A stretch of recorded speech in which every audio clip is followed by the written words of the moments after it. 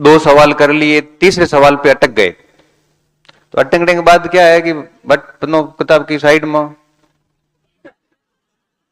कोमल खोंसी बेवड़ की, और बेवड़ करने के बाद में पूरा देखा जाएगा, इधर उधर से कहीं कोई हवा आने का जगह तो नहीं बची है, नहीं बची है उस समय करके फिर रूम पार्टनर को कहा जाएगा कि भाई हमें तो लाइट बंद कर भी, क्योंकि वो तो की पैक हो रहा।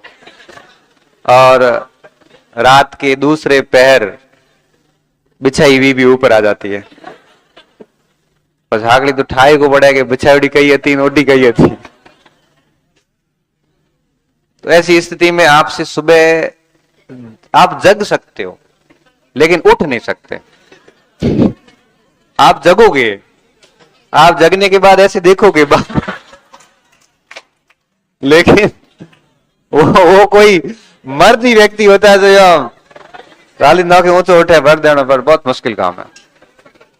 इसलिए आप सुबह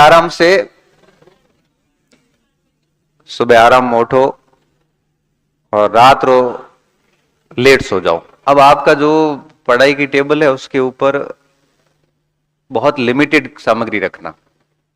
जो पोर्शन अपने कोचिंग में हो चुके हैं उसकी तो वही रख लेना, कोई नहीं हुआ तो कोई एक आधी किताब ले लेना। टेबल के ऊपर मेरी जब एक वो स्टूडेंट लाइफ थी तो मुझे अच्छे से याद है। ये क्या है कि मॉर्निंग का सेशन, इवनिंग और मिड डे का, इस शैली से मैं कई साल पढ़ा हूं।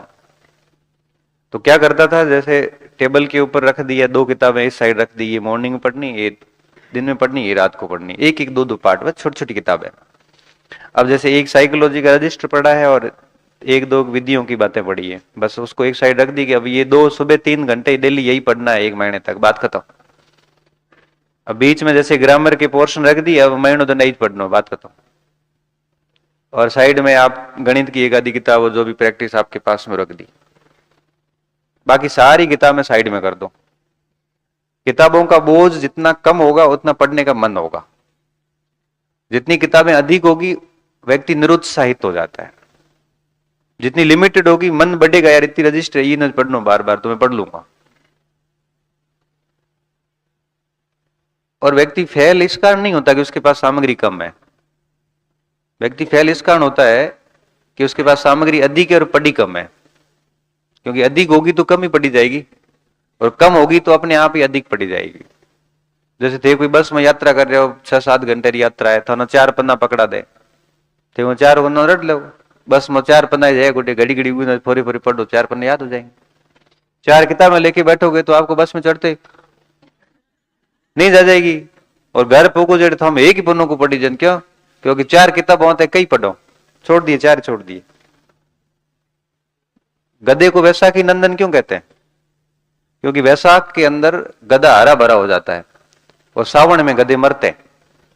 क्यों? सावन में हरी वे जोरदार, गधों कहे कि मैं खाऊं कयो, पर घूम तो रहे वो खा कुछ नहीं पाता, ये खाऊं ये खाऊं ये खाऊं, पूरे सावन गधा भूख मरता है। तो कई तो मर जाते हैं गधे, और कई गधे थक के मतलब मलगा हपा मारे हम क्यों जो रहे हो।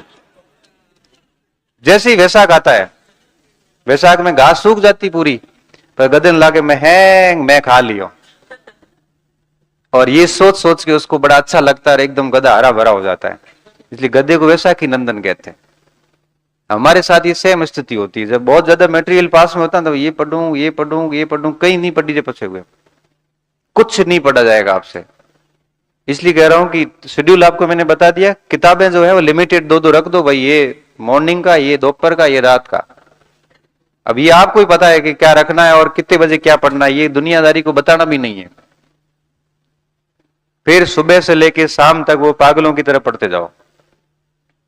फिर देखना ये रीट में भी 110-15 नंबर के आसपास आएंगे, और मेंस में इसमें 110-15 नंबर आने का मतलब ये है कि अंदर से आत्मविश्वास ऐसा जागृत होगा, फिर लगेगा कि अब रीट में भी अपन बहुत शानदार काम कर देंगे। ये चीजें खरीदने से नहीं आती, ये सिर्फ पढ़ने से और नियमित पढ़ने से ही आती है, अदरवाइज नहीं आती। अब यहां पे कोई ठोठ नहीं, कोई होशियार नहीं, मैं आपको और बता दूं।